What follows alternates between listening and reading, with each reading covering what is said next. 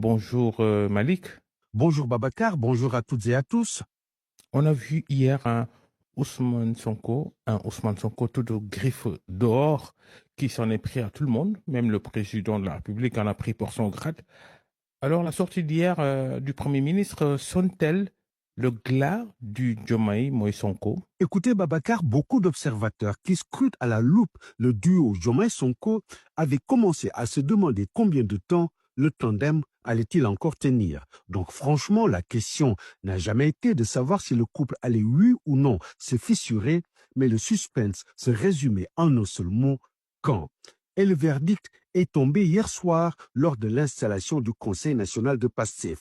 Il aura fallu à Ousmane Sonko 60 minutes chrono pour désintégrer 10 années de compagnonnage avec Bassirou Diomaye Faye, décomposer 54% de légitimité et sonner le crépuscule de son tandem avec les chefs de l'État. Dans une mise en scène qu'il affectionne particulièrement, celui du chef seul face caméra et à son peuple, le président du PASTEF a lancé une vaste offensive contre le président de la République, la magistrature, la société civile et la presse.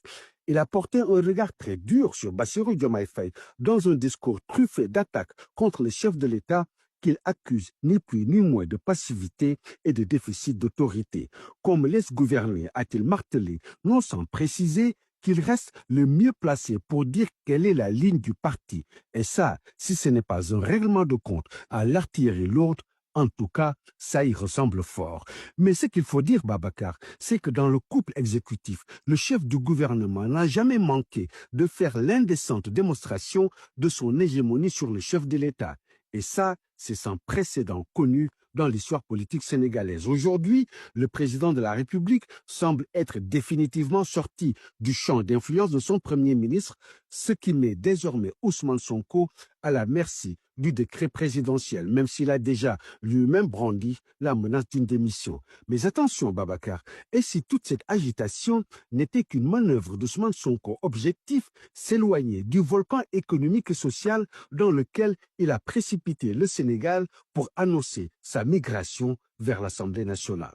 Oui, comme déjà dit tout à l'heure, tout le monde y passe dans cette déclaration. Ah ça oui, Babacar, nous avons eu droit à un Premier ministre féroce et un chef de parti déterminé à mobiliser ses troupes. En résumé, nous avons vu un Ousmane Sonko à fragmentation qui a mis le feu un peu partout hier soir, comme à son habitude. Et dans son viseur, la presse en général et en particulier le groupe Futur Média à qui il a servi une déclaration de guerre en bonne et due forme. Il a enchaîné sur la société civile sénégalaise, composée de personnes qu'il a qualifiées pour certains de fumiers, et rien que ça, et pour solde de tout compte, il s'en est encore une fois pris à la magistrature quelques jours seulement après ses retentissantes accusations de corruption portées contre l'institution judiciaire. Alors, question Babacar, qu'arrive-t-il à Ousmane Sonko? Deux parenthèses médiatiques de feu en une dizaine de jours, toutes dirigées contre des institutions de la République.